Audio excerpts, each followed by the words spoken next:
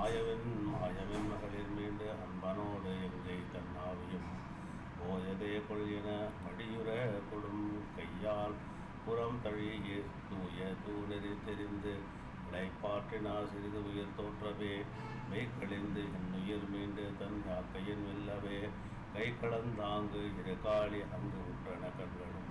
பொய்கை நீளம் சிறிது அவிழ்ந்து என அலர்ந்தன பூவையை மைகழி நாள் முதல் 4 நாள் வேடியாய் வளைந்தவே கையெறியும் குழல் கற்றை சோறும் தெரிய காருளி நெய்யன கனல் கண்புணல் கொங்கை முற்றத்து முகநெஞ்சும் பையவாய் விடும் புறம்பார்க்கும் நான் நெடும் தலைவிடும் சிறு தெய்வம் தொட்டால் என தேம்பி மாந்து கொடி தேயுமாள் வணங்கில் செல்வம் தழிய பிறந்த நாள் தொட்டு தொகுவைகளும் அடங்கு என கொவை கனவிலும் கண்டிலான் அன்பன் மேல் அன்பு எனும் இணங்கு தன் உருவமாய் நிறைவரம் பெற்றன இருந்த உறவன் அடங்குவாய் விட்டு அழுதால் என புலம்பல் உற்றாளரோ என் நாயகனையே நாயகனேயோ என் இரு கண்மணியே யோ என்னை கீழ்ந்தான் தன் ஆவித அன்னதனி முருகாவோ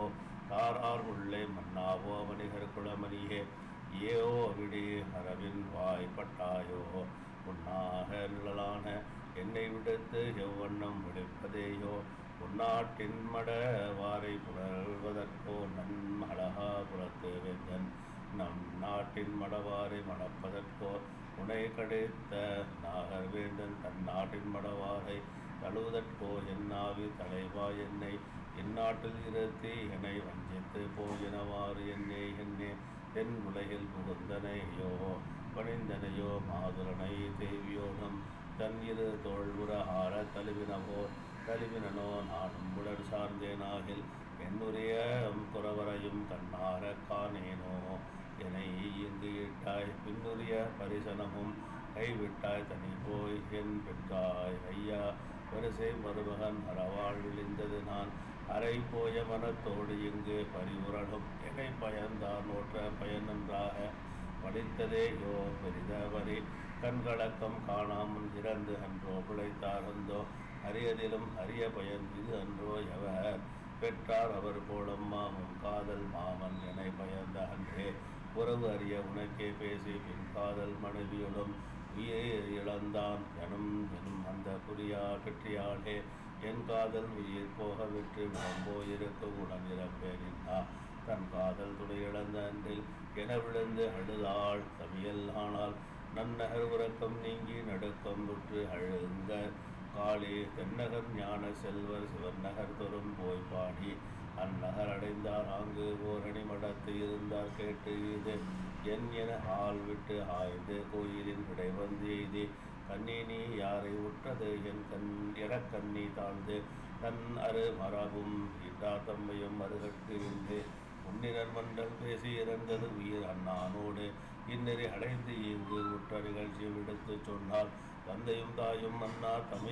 தமையாளாய் இறங்கும் பேதை பைந்தோடி ஆவிகாப்பான் பாம்பு கோள் பட்டான் மாடே வந்தவன் நாகம் எல்லாம் மருந்து உருவாகும் வண்ணம்